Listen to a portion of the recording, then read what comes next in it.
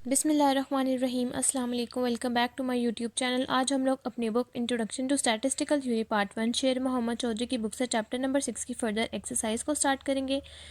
आज की exercise start करने से पहले अगर आपने मेरे चैनल को सब्सक्राइब नहीं किया हुआ तो मेरे चैनल को सब्सक्राइब कर दें और साथ में बने बेल आइकन को भी प्रेस कर दें ताकि आपको मेरी आने वाली वीडियोज़ की नोटिफिकेशन सबसे पहले मिलती रहें। तो चलें आज की एक्सरसाइज को स्टार्ट करते हैं। आज हम लोग स्टार्ट करेंगे एक्सरसाइज के क्वेश्चन नंबर 6.32 से, जिसकी हमारे पास स्टेटमेंट है using the Venn diagram show that part 1 probability of A union B is equal to probability of A plus probability of B minus probability of A intersection B and second part is probability of A union B union C is equal to probability of A plus probability of B plus probability of C minus probability of A intersection B minus probability of B intersection C minus probability of A intersection C plus probability of A intersection B intersection C। तो चलिए अब हम लोग इसका solution start करते हैं। आज हम लोग स्टार्ट करेंगे चैप्टर नंबर 6 के प्रोबेबिलिटी की एक्सरसाइज से, क्वेश्चन नंबर 6.32 के सोल्यूशन से। क्वेश्चन नंबर 6.32 का पार्ट 1 और पार्ट 2 दोनों का सोल्यूशन मैंने यहाँ सॉल्व किया हुआ है। मैं अब आपको समझाती हूँ। क्वेश्चन नंबर 6.32 के पार्ट 1 के सोल्यूशन की हमारे पास सबसे पहले वेन डायग्राम में हम लोगों ने प्रूव करना है probability of A union B is equal to probability of A plus probability of B minus probability of A intersection B। अब हम लोगों ने इस सिचुएशन के अकॉर्डिंग सबसे पहले एक ऐसी वेन डायग्राम बनानी है और उसके बाद एक ऐसी एक्सप्लेनेशन लिखनी है जिससे हम लोग प्रूव करके वही चीज़ हम लोग एंड में उसका आंसर आए। सबसे पहले हम लोगों के पास probability of A intersection B का मतलब है कि आपके पास दो सर्कल्स आएंगे जो है A और second one is B। A intersection B का मतलब है कि दोनों में जो कॉमन पॉइंट्स हैं वो बीच में आ जाएगा, इसलिए probability of A intersection B. और प्रोबेबिलिटी जहाँ पर हमारे पास ए आता है वहाँ पर हम लोगों के पास बी कॉम्प्लीमेंट आ जाएगा और जो बी का सेट होता है उसमें हम लोगों के पास ए कॉम्प्लीमेंट आ जाएगा। तो ये तीन चीज़ें आपने लिख लेनी है। अब हम इन तीनों चीज़ों से ही हम लोग अपना आगे फर्दर इस सोल्यूशन को स्टार्ट करेंगे। सबसे पहले आप लोगों ने यहाँ डिफाइन कर देना, let A and B denotes two set of point with points in common represented by A intersection B. जो वेन डायग्राम को बनाने के लिए जो मैंने आपको एक चीज़ समझाई है वही इन लोगों ने इसको इंग्लिश की फॉर्म में लिखा हुआ है कि आपके पास दो सेट्स हैं जो है ए और बी। आपने सबसे पहले इसके अंदर जो कॉमन एलिमेंट्स हैं उसको नाम दे देना है A intersection B. From Venn diagram, इस वेन डायग्राम के according we find that set A is compose of two disjoint set A intersection B complement and intersection B. हम लोगों के पास सेट ए में हम लोगों के पास दो सेट्स आ जाएंगे, एक आ जाएगा ए इंटरसेक्शन बी, एक आ जाएगा A intersection B complement. Similarly इसी के साथ जब हम लोग बी का सेट यूज़ करेंगे, B is composed of A intersection B and B intersection A complement. जैसा कि यहाँ पर बी में अगर हम लोग देखें तो बी के अंदर सर्कल के अंदर दो चीज़ें आ रही हैं, एक है A intersection B and second one is B intersection A complement. उसके बाद है the three mostly exclusive sets. हम लोगों के पास तीन चीज़ें आ गई हैं, एक है A intersection B complement A intersection B and B intersection A complement include points which either in A और B. Thus the required probabilities is given by. आपने क्या करना है कि हम लोगों ने सॉल्व करना है probability of A union B. तो आपके पास ये जो तीनों चीज़ें हैं आपने इन तीनों चीज़ों के साथ प्रोबेबिलिटी अटैच कर देनी है। तो सबसे पहले हम लोग सॉल्व करेंगे ए इंटरसेक्शन बी कॉम्प्लीमेंट। उसके लिए आप यहाँ सपोज करेंगे A intersection B complement, probability नहीं लिखेंगे। ए इंटरसेक्शन बी कॉम्प्लीमेंट हमारे पास इक्वल होता है A minus A intersection B के, और B intersection A complement equal होता है हम लोगों के पास B minus A intersection B. आप लोग इस तरह से याद कर सकते हैं कि जिसके ऊपर बार होगी उसके ऑपोजिट वाली चीज़ को हम माइनस करते हैं। जैसा कि यहाँ पर ए कॉम्प्लीमेंट है तो यहाँ बी लिखेंगे, यहाँ पर बी कॉम्प्लीमेंट है तो यहाँ ए लिखेंगे। हम लोग इनके साथ प्रोबेबिलिटीज़ अप्लाई कर देंगे। प्रोबेबिलिटीज़ अप्लाई करने के बाद ये हो जाएगा probability of A minus probability of A intersection B. इसको आप कह देंगे इक्वेशन नंबर 2। और प्रोबेबिलिटी ऑफ, अब हम लोग इस चीज़ को फाइंड आउट कर लिया, ये एज इट इज़ रहेगा। अब हमने ये चीज़ फाइंड आउट करनी है, probability of B intersection A complement, और इसको आप कह देंगे इक्वेशन नंबर 1। अब हम लोगों ने फाइंड आउट करना है probability of B intersection A complement जो कि इक्वल है B minus A intersection B. Probability apply करेंगे, ये हो जाएगा probability of B minus probability of A intersection B. ये हम लोगों के पास तीन इक्वेशंस आ गई हैं। अब हम लोगों ने क्या करना है कि इक्वेशन नंबर 2 और 3 को हम लोगों ने पुट कर देना है इक्वेशन नंबर 1 के अंदर, यानी कि probability of A intersection B complement और probability of B intersection A complement की वैल्यूज़ को इस इक्वेशन में पुट कर देना और हमारे पास आंसर आ जाएगा। Probability of A union B के अंदर इक्वेशन नंबर 1 के अंदर आपने इक्वेशन नंबर 2 और इक्वेशन नंबर 3 को पुट किया, तो ये हो गया हमारे पास probability of A minus probability of intersection B plus probability of intersection B as it is रहा, plus probability of B minus probability of intersection A. तो अब हम लोगों के पास प्रोबेबिलिटी ऑफ ए और प्रोबेबिलिटी ऑफ बी को सबसे पहले हम लोग लिख लेंगे। ये हम लोगों के पास है प्रोबेबिलिटी ऑफ इंटरसेक्शन बी, और ये है प्लस वाला, ये माइनस वाला, और ये माइनस वाला हो गया -2। प्रोबेबिलिटी ऑफ इंटरसेक्शन बी और प्लस वाला एज इट इज लिख देंगे हम लोग। अब माइनस में से जब हम लोग -2 + 1 करेंगे तो ये हो जाएगा probability of A plus probability of B minus probability of intersection B. Sign बड़ी वैल्यू का आएगा और माइनस हो जाएगा, -2 + 1 = -1। तो ये हम लोगों के पास फर्स्ट पार्ट सॉल्व हो गया है। सेकेंड पार्ट में आपने क्या करना है कि आपके पास 3 चीज़ें हैं ए, बी और सी। आपने सबसे पहले यहाँ पर लिख देना है let A, B and C denotes 3 set of points having points in common as indicated in Venn diagram are. जब हम लोगों के पास ए, बी और सी पॉइंट्स हैं तो इनमें से जब हम लोग कॉमन लिखेंगे तो वो हम लोगों के पास वेन डायग्राम में हो जाएगा A intersection B intersection C. अब हम लोगों ने सबसे पहले 3 सर्कल्स बना लिए और यहाँ पर लिख लिया A intersection B intersection C, इन तीनों का कॉमन पॉइंट। उसके बाद जब हम लोगों ने, जैसा कि मैंने आपको कहा था कि आपने एक चीज़ लिखनी है कि जब हम लोगों का ए का सर्कल होगा तो आप लोगों ने बी कॉम्प्लीमेंट करना है। अब हम लोगों के पास यहाँ 3 चीज़ें हैं ए, बी, सी है, तो ए के होते हुए आपने बी और सी को कॉम्प्लीमेंट करना है, बी के होते हुए आपने ए और सी को कॉम्प्लीमेंट करना है, और सी के होते हुए आपने ए और बी को कॉम्प्लीमेंट करना है। अब ये हो गई आपके पास 4 चीज़ें, 1 2 3 4, पीछे बच गई 3 चीज़ें हम लोगों के पास। तो जब हम लोगों के पास कॉमन पॉइंट्स हैं इनका, तो यहाँ पर ए के उसमें आ जाएगा बी कॉम्प्लीमेंट, और यहाँ पर कॉमन पॉइंट्स में आ जाएगा सी कॉम्प्लीमेंट, और ये वाला कॉमन पॉइंट्स के अंदर आ जाएगा ए कॉम्प्लीमेंट्स। अब सबसे पहले हम लोगों ने लिखा the symbol A intersection B complement intersection C complements denote that set of point in A, कि इसका मतलब ये है कि वो पॉइंट ए में है but not in C and B and C, कि वो पॉइंट बी और सी में नहीं है। इसी तरह जब हम लोगों ने इसका किया तो इसका मतलब ये है कि जो पॉइंट बी के अंदर है वो ए और सी में नहीं है, और इसका मतलब ये है कि जो पॉइंट सी में है वो ए और बी में नहीं है। और इन पॉइंट्स का मतलब ये है कि जो पॉइंट ए और सी में है वो बी में नहीं है, जो ए और बी में है वो सी में नहीं है, जो बी और सी में है वो ए में नहीं है। The points which are either in A और बी और C are included in the 7 mostly exclusive set, कि हम लोगों ने जो यहाँ 3 पॉइंट्स लिखे हैं ए, बी और सी, इनके अंदर 7 मोस्टली एक्सक्लूसिव सेट्स आ रहे हैं। आप इनको काउंट करें 1 2 3 4 5 6 7, ये हम लोगों के पास 7 चीज़ें हैं जिससे हम लोगों ने अपने प्रूफ को फर्दर सॉल्व करना है। हम लोगों के पास यहाँ पर हम लोगों के पास पहले था probability of A union B, क्योंकि हम लोगों के पास 2 सेट थे। पार्ट 2 में हम लोगों के पास 3 सेट है, तो हम लोग लिखेंगे probability of A union B union C. अब हम लोगों के पास जो सारी चीज़ें हैं हम लोग उसको लिख देंगे, probability of A intersection B intersection C complement, probability of this, इन सब चीज़ों को आप लोग यहाँ पर लिख देंगे और उसके बाद इस इक्वेशन को कह देंगे इक्वेशन नंबर 1। अब सबसे पहले जब हम लोग इस इक्वेशन को सॉल्व करेंगे तो वो है A intersection B complement intersection C complement is equals to, जब हम लोगों के पास बी कॉम्प्लीमेंट होगा, ए मतलब ए सिंगल होगा और बी कॉम्प्लीमेंट और सी कॉम्प्लीमेंट होगा, तो हम उसको ऐसे लिखेंगे A minus A intersection B minus A intersection C plus A intersection B intersection C. अब हम इसके अंदर प्रोबेबिलिटीज़ अप्लाई कर देंगे।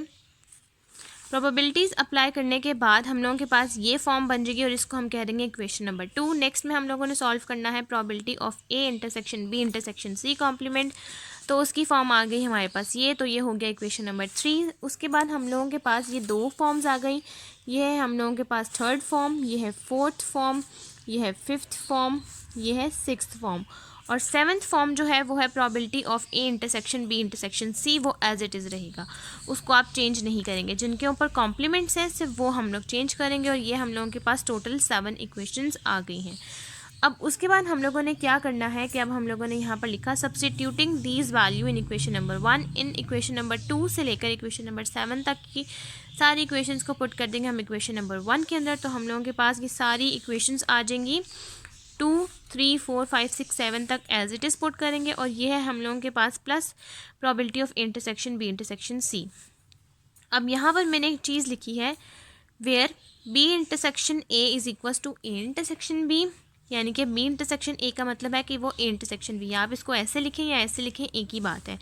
सी इंटरसेक्शन ए का मतलब है कि वो ए इंटरसेक्शन सी भी है, और सी इंटरसेक्शन बी का मतलब है कि वो बी इंटरसेक्शन सी है।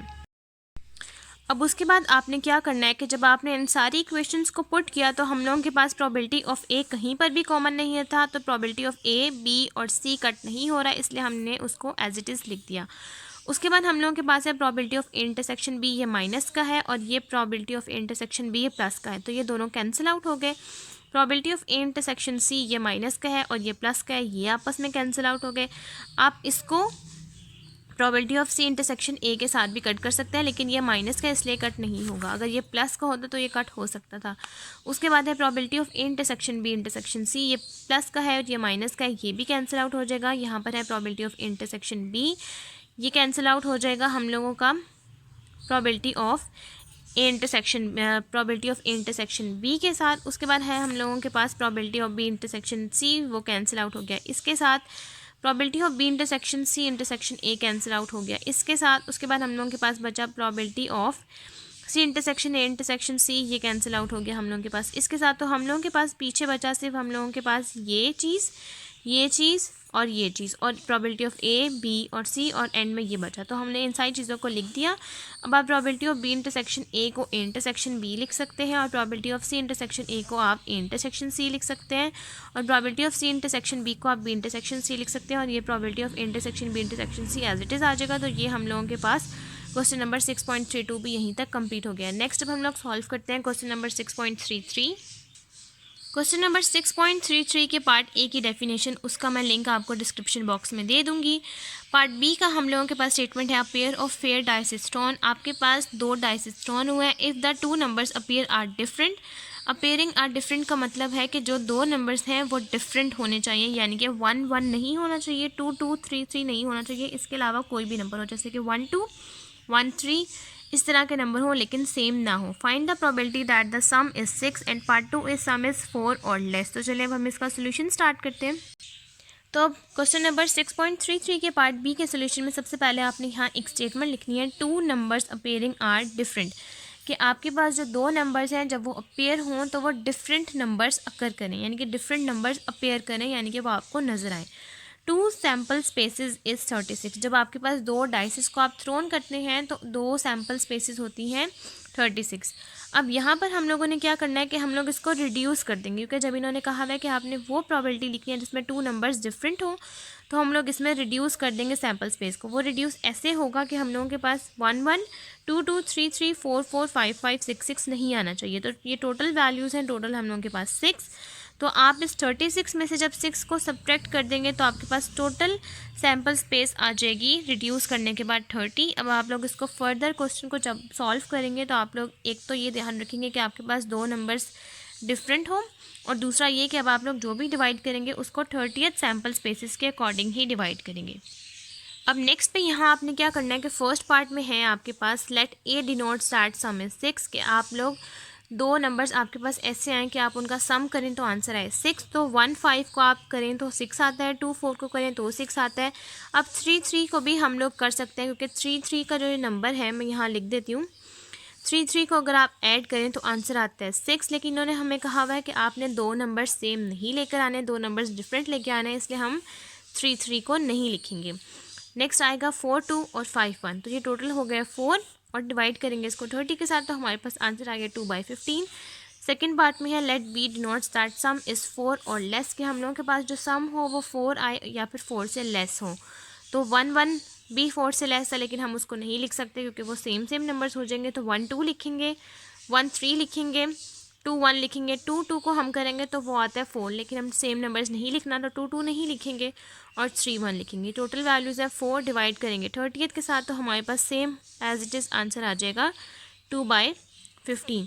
यहाँ तक हम लोगों के पास क्वेश्चन नंबर 6.33 भी कंप्लीट हो गया। नेक्स्ट अब हम लोग सॉल्व करते हैं question number 6.34।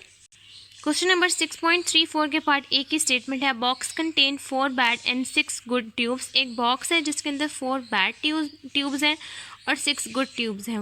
2 are random, 2 are drawn out together, के दो हम लोगों ने एक साथ ही उसको कलेक्ट कर लिया। 1 ऑफ दैम इज़ टेस्टेड, जिसमें से एक को हमने टेस्ट किया and found to be good, और उसका हमें रिजल्ट आया कि वो हम लोगों के पास सही है। अब इसका मतलब ये है कि हम लोगों ने एक जो ट्यूब सेलेक्ट की है वो तो हम लोगों ने कंफर्म कर दिया कि वो गुड है। अब हम लोगों ने सेकंड ट्यूब फाइंड आउट करनी है और उसकी क्या प्रोबेबिलिटी है, what is the probability that the other one is also good.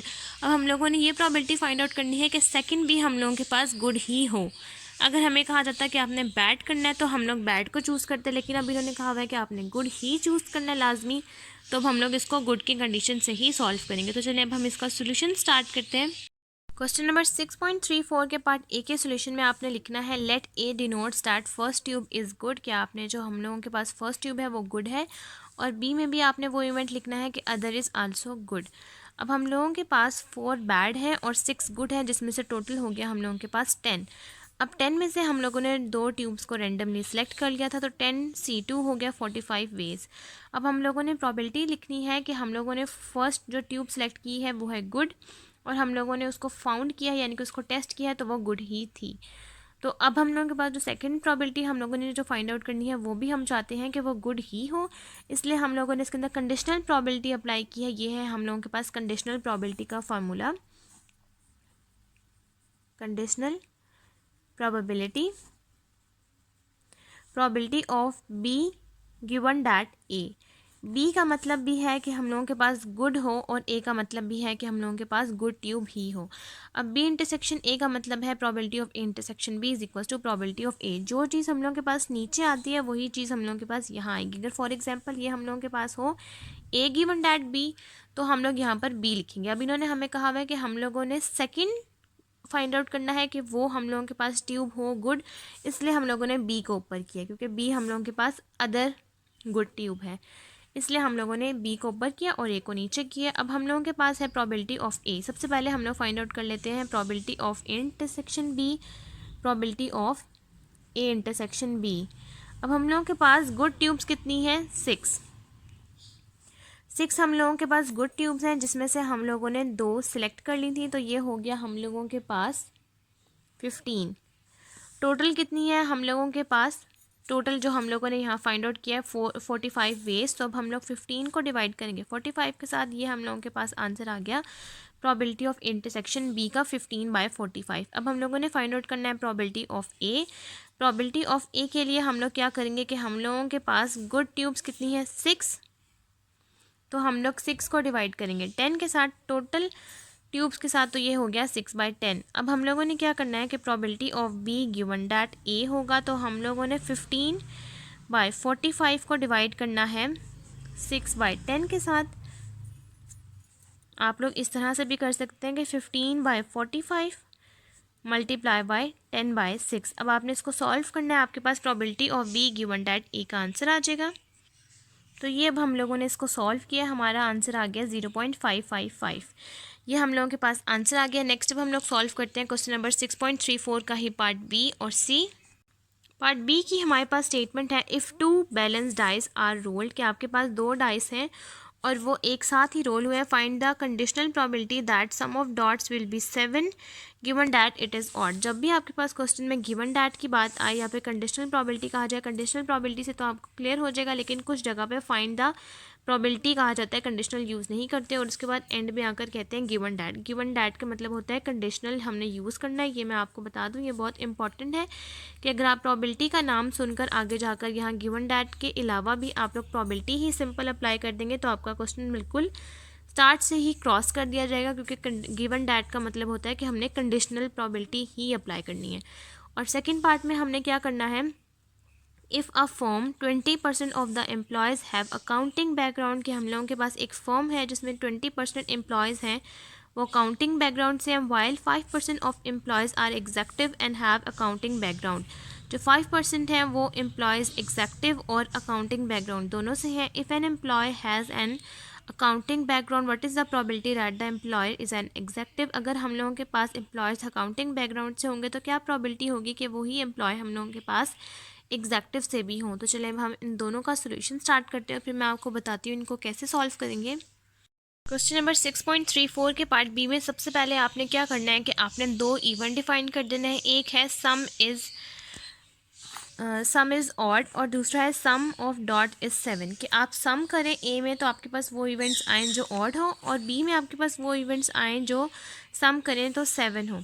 तो हमने ए में सारे वो इवेंट्स लिख दिए जिसको हम लोग सम करें तो हमारे पास ऑड का आंसर आता है। तो ये टोटल है हम लोगों के पास 18। और बी में आप लोगों ने वो इवेंट्स लिखने हैं जिसमें आपका सम करें तो आपके पास 7 आए, तो ये हमने सारे इवेंट्स लिख दिए और ये है टोटल 6 वैल्यूज़। अब हम लोगों ने यहाँ पर फाइंड आउट करना है probability of B intersection A, तो उसका फार्मूला होगा probability of intersection B divide by probability of A.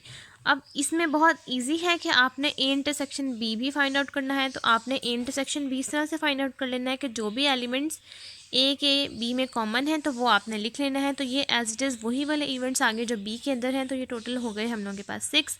Divide करेंगे टोटल नंबर ऑफ़ 2 डाइस के सैम्पल स्पेस से, वो है 36। आंसर आ गया 1/2। और प्रोबेबिलिटी ऑफ ए का आंसर है हम लोगों के पास 18। 18/36 इज इक्वल टू 1/2। अब आपने probability of B given that A के अंदर ये वैल्यू पुट करनी है, तो आपके पास आंसर आ जाएगा 2/6 जो कि इक्वल है 1/3 के। तो ये आप लोगों के पास आंसर सॉल्व हो गया है। नेक्स्ट क्वेश्चन नंबर 6.34 के पार्ट सी में आपने क्या करना है कि आपके पास 2 परसेंटेज हैं। एक है आप लोगों के पास अकाउंटिंग का और एक है एग्जेक्टिव अकाउंटिंग दोनों। तो फर्स्ट में जो आपके पास एग्जेक्टिव अकाउंट्स के जो एम्प्लॉयज़ हैं, तो उस अकाउंटिंग के जो एम्प्लॉयज़ हैं उसकी परसेंटेज है 20। 20/100 आप लोग करेंगे तो आपके पास आंसर आ जाएगा 0.20। और 5% को अगर आप डिवाइड करेंगे 100 के साथ तो आपके पास आंसर आ जाएगा 0.05। और सबसे पहले हम लोगों ने यहाँ पर जो एम्प्लॉयज़ लिखे हैं वो हैं हम लोगों के पास अकाउंटिंग, और ये वाले जो हैं ये अकाउंटिंग और एग्जेक्टिव दोनों के हैं। A for accounting and E for executive. तो 0.05 इन दोनों का आंसर है। तो अब आप लोगों ने simple probability of E given that A का जो हम लोगों के पास फार्मूला है इसके अंदर ये वैल्यू पुट कर देनी है, तो आपके पास आंसर आ जाएगा 0.25। ये आप लोगों के पास क्वेश्चन नंबर 6.34 कंप्लीट हो गया। नेक्स्ट में हम लोग सॉल्व करते हैं क्वेश्चन नंबर 6.35।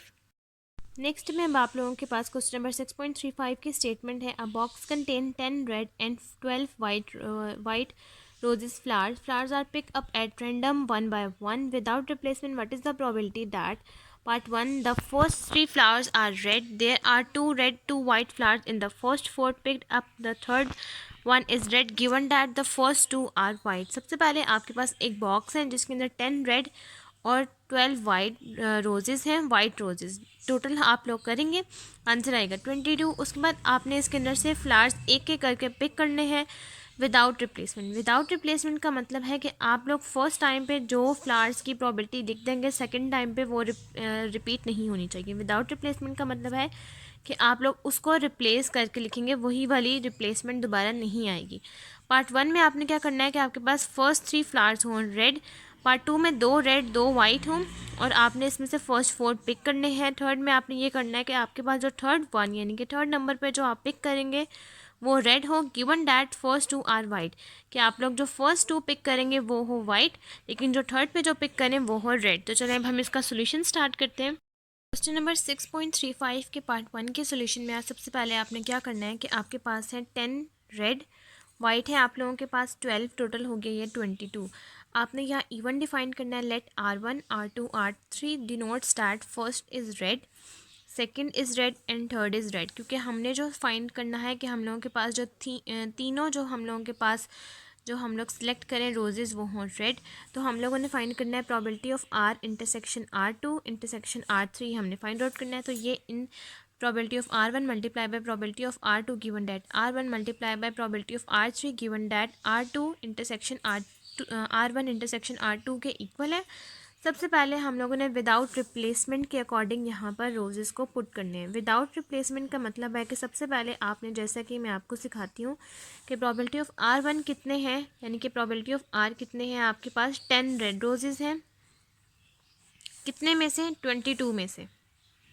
विदाउट रिप्लेसमेंट का मतलब है कि जैसे कि अब हमने जब सेकंड में भी रोजेज़ लिखने हैं तो अगर हम लोगों को कहा जाता कि विद रिप्लेसमेंट, तो विद रिप्लेसमेंट का मतलब है कि हम इसको अगेन रिपीट कर सकते थे, यानी कि इसको रिप्लेस कर सकते थे। विदाउट रिप्लेसमेंट का मतलब है कि जो आपने एक दफ़ा रिप्लेस कर दिया आप उसको दोबारा रिप्लेस नहीं कर सकते। तो अब हमने लिखना है R2 गिवन डैट R1, इसका मतलब है कि हम इसमें से इन दोनों में से एक एक लेस कर देंगे, ये हो जाएगा हम लोगों के पास 9 और ये हो जाएगा 21।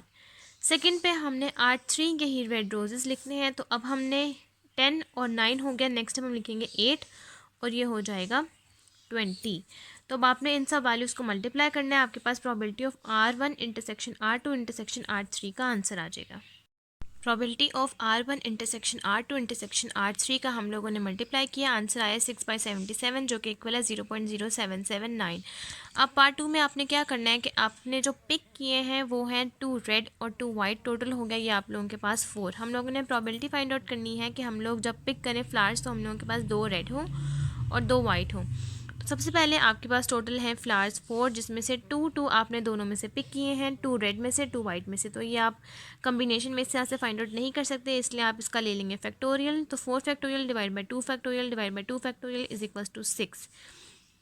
अब हमने फाइंड आउट करना है कि probability of 2 red and 2 white is first sequence, कि आपने 2 रेड फ्लावर्स लेने हैं फर्स्ट में से सीक्वेंस में से और 2 वाइट फ्लावर्स लेने हैं फर्स्ट सीक्वेंस में। तो सबसे पहले आपने क्या करना है कि आपके पास रेड फ्लावर्स कितने हैं, आप लोगों के पास हैं रेड फ्लावर्स जिसकी प्रोबेबिलिटी है 10। अब आपने 2 टाइम्स लेना है तो ये लिखेंगे 10, और दूसरी दफ़ा जब आपने विदाउट रिप्लेसमेंट के अकॉर्डिंग करना है तो 9 हो जाएगा, जैसा कि आपने यहाँ पर किया 10 और 9।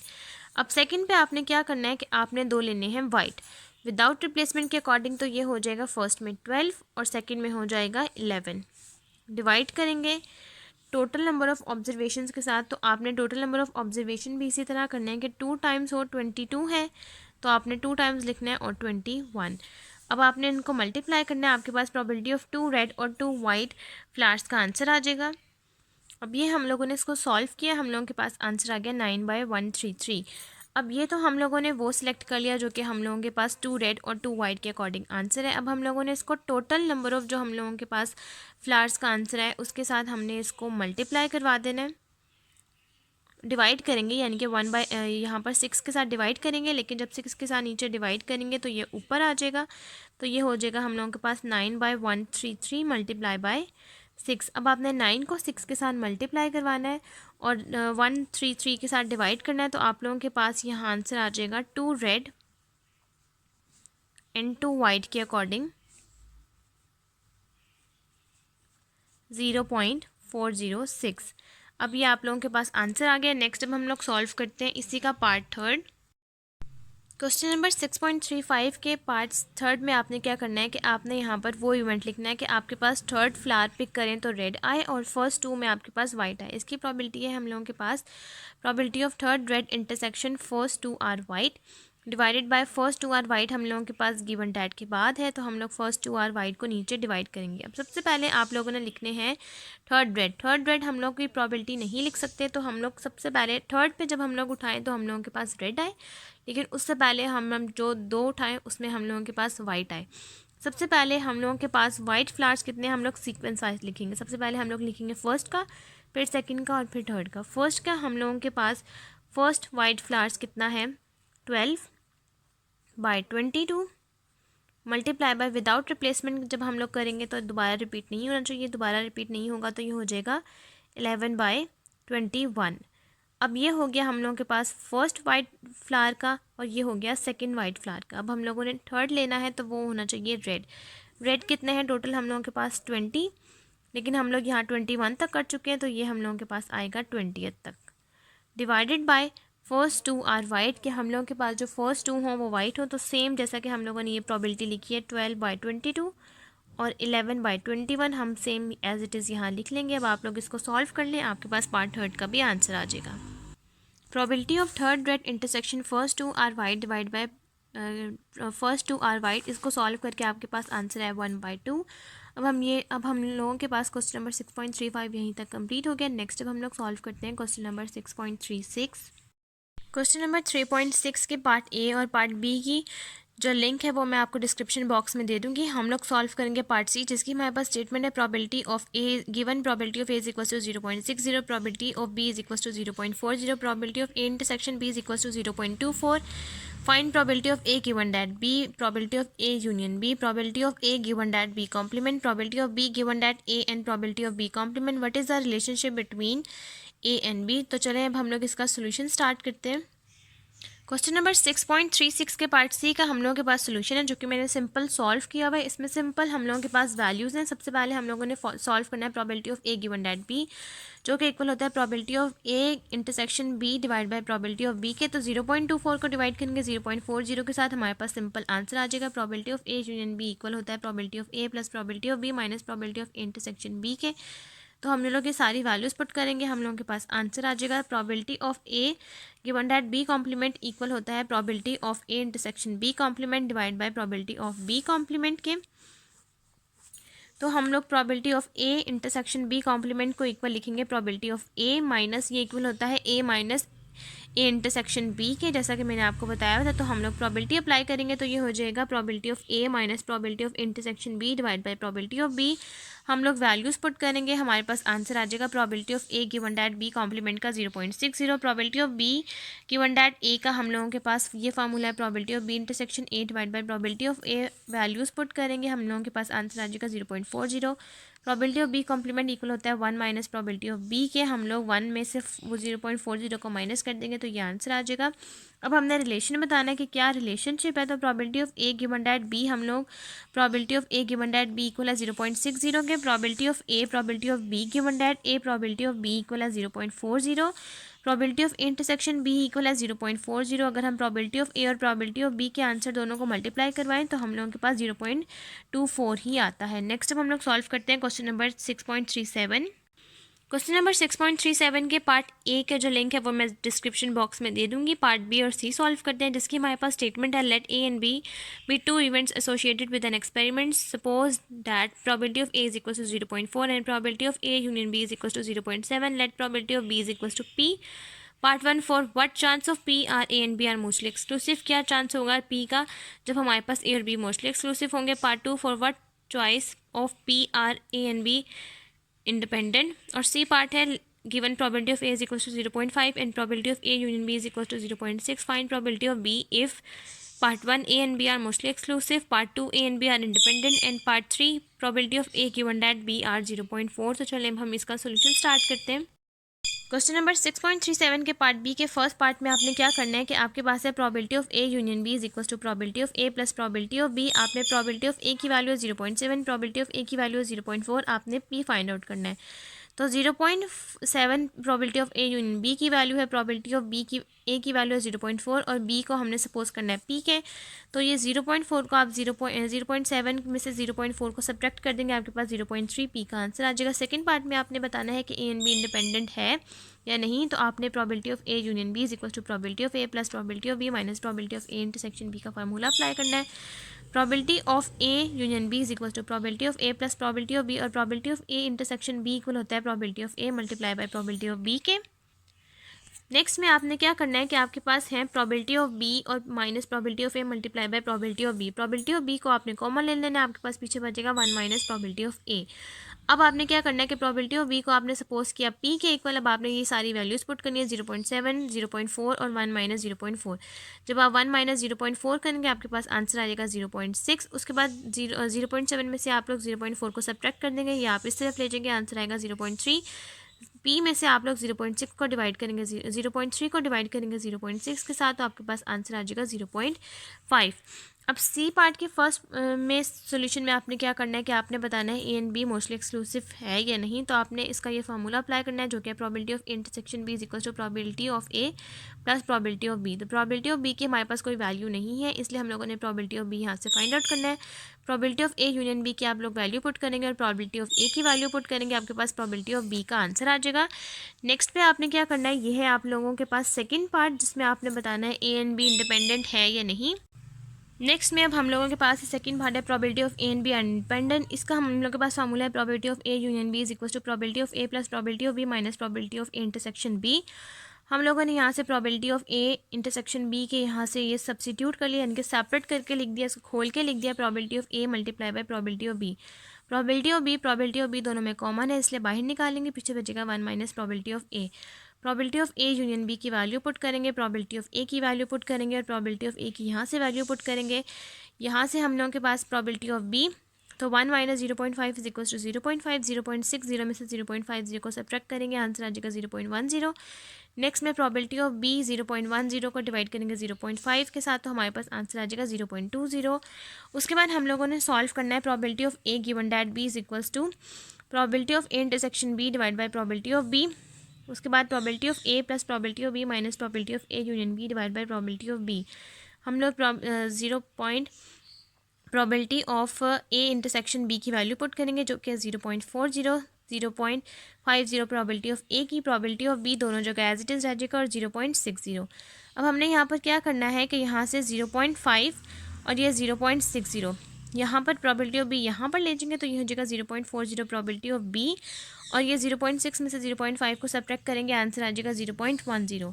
अब हम लोगों के पास प्रोबेबिलिटी ऑफ बी का आंसर आ गया, 1 में से 0.40 को सब्ट्रैक्ट करेंगे, आंसर आ जाएगा 0.10, और ये 0.60।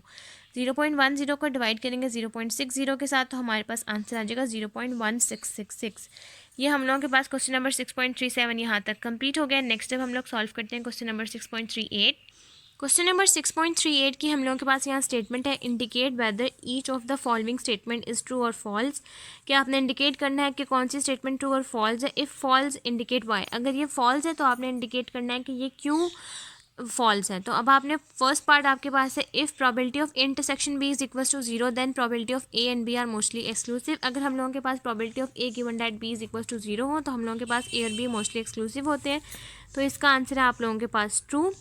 ट्रू की आपने रीज़न नहीं बतानी, लेकिन फॉल्स की आपने रीज़न बतानी है। नेक्स्ट में हम लोगों के पास पार्ट बी की स्टेटमेंट है, if probability of A given that B is equal to 0 then A and B are independent. तो इसका आंसर है फॉल्स, क्योंकि जब हम लोगों के पास probability of A given that B होता है तो वो 0 के इक्वल नहीं बल्कि प्रोबेबिलिटी ऑफ ए के इक्वल होता है। नेक्स्ट अब हम लोगों के पास पार्ट सी की स्टेटमेंट है, if probability of A given that B is equal to probability of B given that A then probability of A is equal to probability of B. If हम लोगों के पास probability of A given that B probability of A के equal है और probability of B given that A B के equal है, तो इसका आंसर है हम लोगों के पास ट्रू।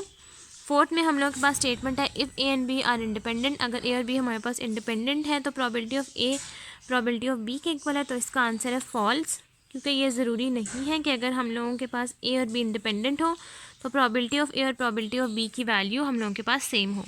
क्वेश्चन नंबर 6.39 के पार्ट बी की हमारे पास स्टेटमेंट है, let A and B be two independent event such that the probability is 1/8 that they will occur simultaneously and 3/8 that neither of them will occur. Find probability of A and probability of B। अब हम इसका solution find out करते हैं।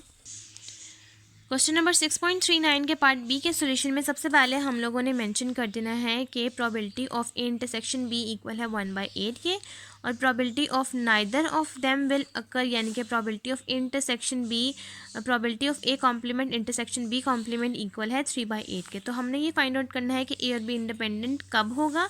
तो हम लोगों के पास यहाँ दो कंडीशन है, एक है इंटरसेक्शन बी के, इंटरसेक्शन बी हम लोगों के पास इक्वल होता है प्रोबेबिलिटी ऑफ ए और प्रोबेबिलिटी ऑफ बी के, तो वो इक्वल है 1/8 के, और probability of intersection B probability of B complement intersection B complement equal होता है probability of A complement multiply by probability of B complement के, जो कि इक्वल है 3/8 के। अब हम लोगों ने यहाँ पर ये लिखना है कि probability of A complement equal है 1 माइनस प्रोबेबिलिटी ऑफ ए के, और probability of B complement equal है probability of 1 minus probability of B के। अब हम लोगों के पास यहाँ दो इक्वेशंस हैं, ये है आप लोगों के पास इक्वेशन नंबर 1 और ये है आप लोगों के पास इक्वेशन नंबर 2। ये कॉम्प्लीमेंट नहीं है, तो आपने क्या करना है कि आपने इन दोनों इक्वेशंस को कंबाइन करना है। तो आपके पास ये इक्वेशन बनेगी 1 minus probability of A plus 1 minus probability of B. अब हम लोगों के पास आगे आ जाएगा प्लस प्रोबेबिलिटी ऑफ ए और plus probability of A multiply by probability of B. अब आप लोगों के पास यहाँ दो प्रोबेबिलिटी ऑफ ए हैं और दो प्रोबेबिलिटी ऑफ बी हैं, तो हम लोगों के पास ये हो जाएगा प्रोबेबिलिटी ऑफ ए और प्रोबेबिलिटी ऑफ बी। अब हम लोगों ने 1 में से 1/8 और -3/8 को सब्ट्रैक्ट करना है, हम लोगों के पास आंसर आ जाएगा 6/8। अब हम लोगों ने यहाँ पर एक स्टेटमेंट लिखी है, हुज प्रोडक्ट इज़ 1/8, कि जिसका प्रोडक्ट 1/8 के इक्वल है, तो हम लोगों के पास है 6/8।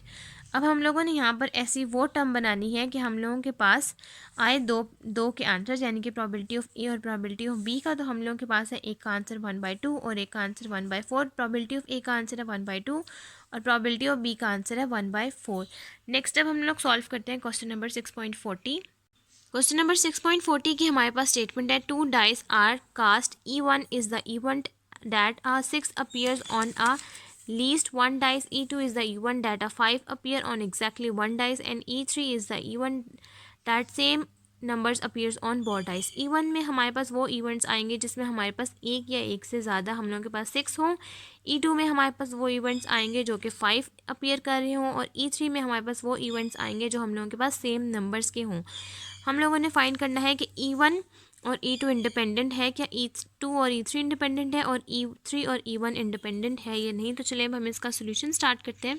क्वेश्चन नंबर 6.40 में भी आपने इसी तरह लिखना है, let E1 denote that 6 appears at least 1 dice, कि आपके पास एक या एक से ज़्यादा डाइस के ऊपर 6 अपीयर हो रहा हो। तो ये हम लोगों के पास इवेंट है 1,6। 6 का मतलब है कि उस नंबर के अंदर 6 आ रहा हो, तो ये भी 6 आ रहा है। 2 और 6 के अंदर भी 6 है, 3 6 4 6 5 6 6 6, और ये तो 6 के अंदर हम लोगों के पास है ही। टोटल E1 की हम लोगों के पास वैल्यूज़ हैं 11 और टोटल हम लोगों के पास डाइसेस हैं 36, तो 11/36 हो गया। नेक्स्ट हम लोगों के पास E2 के इवेंट में वो आएगा जिसके अंदर हम लोगों के पास सम करें, जिसमें हम लोगों के पास एग्जैक्टली 5 नंबर्स अपीयर हो रहे हों, जैसे कि 1,5 2,5 3,5, इनके अंदर 5 अपीयर हो रहे हैं और 5 वाले तो सारे ही आ जाएंगे। तो E2 के टोटल नंबर्स हैं हम लोगों के पास 10 और प्रोबेबिलिटी ऑफ E2 आ जाएगी हमारे पास 10/36। E3 में हमारे पास वो इवेंट्स आएंगे जिनके अंदर सेम नंबर्स अपीयर हो रहे हों, जैसे कि 1 1 2 2 3 3 4 4 5 5 6 6, ये टोटल हो गया हम लोगों के पास 6 6/36 हो गया 1/6। अब नेक्स्ट हम लोगों ने क्या करना है, हम लोगों ने यहाँ पर ये करना है कि हम लोगों के पास है probabilities of E1 intersection E2। आपने E1 में से E2 में से जो कॉमन वैल्यूज़ हैं वो लिख लेनी है। तो हम लोगों के पास E1 और E2 की कॉमन वैल्यू है 5 6 और 6 5, टोटल वैल्यूज़ हैं ये 2, तो 2/36 आ जाएगा। और प्रोबेबिलिटी ऑफ E2 और E3 में हम लोगों के पास कोई एलिमेंट नहीं है, तो आप इसको 5 भी कह सकते हैं या फिर 0 भी कह सकते हैं। और प्रोबेबिलिटी ऑफ E2 और E3 में हम लोगों के पास 0 ही है, 0/36 हो जाएगा 0। उसके बाद प्रोबेबिलिटी ऑफ E1 और E3 में हम लोगों के पास एक ही एलिमेंट कॉमन है, तो ये हो जाएगा 1/36। फर्स्ट पार्ट में हमने ये सॉल्व करना है कि E1 और E2 इंडिपेंडेंट है या नहीं। तो ये हम लोगों ने लिखा प्रोबेबिलिटी E1 की, E2 की, और ये इक्वल होनी चाहिए probability of E1 intersection E2 के, यानी कि 2/36। तो ये हम लोगों के पास आंसर इक्वल नहीं आ रहा, तो हम लोगों ने लिख दिया कि E1 E2 इंडिपेंडेंट नहीं है। सेकेंड में हम लोगों के पास ये है E2 और E3 की, जिसमें हम लोगों के पास ये है E2 का आंसर, ये है प्रोबेबिलिटी ऑफ E3 का आंसर, और probability of E2 intersection E3 का आंसर है 0। तो इसका आंसर होना चाहिए हम लोगों के पास 0 के इक्वल। तो सॉल्व करके हम लोगों के पास 0 नहीं आ रहा, तो हमने यहाँ पर लिख दिया कि E2 and E3 are not independent. और लास्ट पार्ट में हमने ये करना है कि E1 और E3 का आंसर होना चाहिए हमारे पास probability of E1 intersection E3 के, यानी कि 1/36 के। तो हम लोगों के पास ये प्रोबेबिलिटी ऑफ E2 का आंसर, E1 का आंसर है, और ये प्रोबेबिलिटी ऑफ E3 का आंसर है, जो कि इक्वल नहीं आ रहा है हम लोगों के पास 1/36 के। तो यहाँ पर भी हमने लिख दिया E1 and E3 are not independent. ये हम लोगों के पास क्वेश्चन नंबर 6.40 भी यहाँ तक कंप्लीट हो गया। नेक्स्ट अब हम लोग सॉल्व करते हैं क्वेश्चन नंबर 6.41। क्वेश्चन नंबर 6.41 के पार्ट ए की स्टेटमेंट है, A can solve 75% of the problems in this book. A जो है वो सॉल्व कर सकता है 75% प्रॉब्लम इस बुक में से, और बी सॉल्व कर सकता है 70%। What is the probability that either, कि कोई भी नहीं ए और बी हो, कैन सॉल्व कर सके इस बुक में से, कि ए और बी कोई भी सॉल्व ना कर सके इस बुक में से कोई प्रॉब्लम को, वो हम लोगों ने सॉल्व करना है। और पार्ट बी में हम लोगों के पास स्टेटमेंट है, 3 cards are drawn in succession without replacement from an ordinary desk or playing card. What is the probability that the first card is in red ace, the second card is a 10 or jack, and the third card is greater than 3 but less than 7। तो चलिए अब हम इसका solution start करते हैं। Question number 6.41 के part B में आपने सबसे पहले लिखना है वो प्रोबेबिलिटीज़ जिसमें ए और बी इस बुक में से कोई भी क्वेश्चन ना सॉल्व कर सकती हो। तो हम लोगों के पास है फर्स्ट में ए जो है 75% सॉल्व कर सकता है, 75% सॉल्व करता है। और अगर हम लोग इसकी परसेंटेज ख़त्म करें तो ये हम लोगों के पास इक्वल आता है 0.75। अब आपने ये वो प्रोबेबिलिटी है जो कि सॉल्व कर सकता है। अब हमने ए की वो प्रोबेबिलिटी लिखनी है जो कि सॉल्व ना कर सकता हो। तो 1 में से अगर आप लोग 0.75 को सब्ट्रैक्ट कर देंगे तो ये इक्वल आ जाएगा 0.25 के। और अगर आप इसको इक्वल करेंगे, मतलब कि डिवाइड करेंगे 100 के साथ और दोबारा मल्टीप्लाई करेंगे 100 के साथ, तो आपके पास एक एग्जैक्ट वैल्यू आएगी जो कि है 25।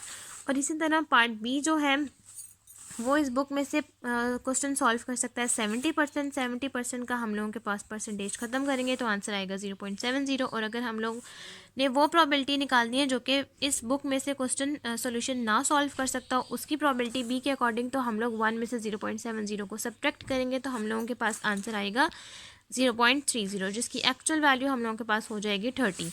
अब हम लोगों ने प्रोबेबिलिटी ऑफ ए में लिखना है ए कांट सॉल्व अ प्रॉब्लम, कि ए है जो सॉल्व नहीं कर सकता प्रॉब्लम, वो है 25/100, तो हम लोगों के पास आंसर आएगा 1/4। और बी में हम लोगों ने वो लिखना है जो कि प्रॉब्लम सॉल्व ना कर सकता हो, तो वो है 30/100 इज इक्वल टू 3/10। अब हम लोगों ने क्या करना है कि both A and B can't solve a problem, के जो दोनों ए और बी हैं वो दोनों ही सॉल्व नहीं कर सकते, तो उसकी प्रॉबिलिटी है कि हम लोगों ने 1/4 को 3/10 के साथ मल्टीप्लाई करवाना है, तो हम लोगों के पास आंसर आ जाएगा 3/40। अब हम लोगों ने लिखना है प्रॉबिलिटी ऑफ, हम लोगों ने सॉल्व करना है neither A and B solve a problem, के या फिर ए या फिर बी जो है वो सॉल्व कर सकता है प्रॉब्लम, तो हम उसके लिए क्या करेंगे कि हम इसके लिए 1 में से 3/40 को माइनस कर देंगे, तो हम लोगों के पास आंसर आ जाएगा 37/40। ये हम लोगों के पास फर्स्ट पार्ट सॉल्व हो गया। नेक्स्ट अब हम लोग इसका पार्ट बी सॉल्व करते हैं।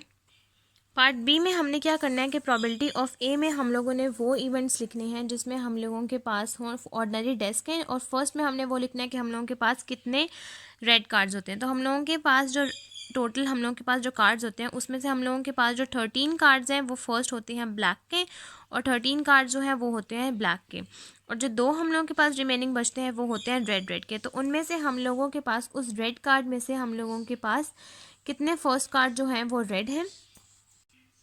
जो फर्स्ट हम लोगों के पास रेड कार्ड है उसमें से एसिस कितने हैं, तो हम लोगों के पास एक हार्ट और एक डायमंड होता है जो कि हम लोगों के पास रेड कलर का होता है, तो ये हो गया 2/52, और ये हम लोगों ने क्वेश्चन करना है विदाउट रिप्लेसमेंट के अकॉर्डिंग। और सेकंड में हम लोगों ने वो कार्ड करना है जो हो 10 और जैक, तो हम लोगों के पास हर कार्ड 10 कितने हैं, यानी कि डायमंड, हार्ट, स्पेड और क्लब में हम लोगों के पास 10 है 4, और इसी तरह से जैक भी हार्ट का, जैक भी हम लोगों का क्लब का, जैक भी डायमंड का और जैक भी स्पेड का, 4 और 4 हो गए 8, तो ये हो गया 8/51। एक हम लोग लेस कर देंगे कार्ड्स में से क्योंकि विदाउट रिप्लेसमेंट है। और थर्ड में हम लोगों ने प्रॉबिलिटी वो लिखनी है कि कार्ड हो 3 से बड़ा और 7 से छोटा, तो वो हम लोगों के पास 12 कार्ड्स आ रहे हैं, तो ये हो गया 12/50।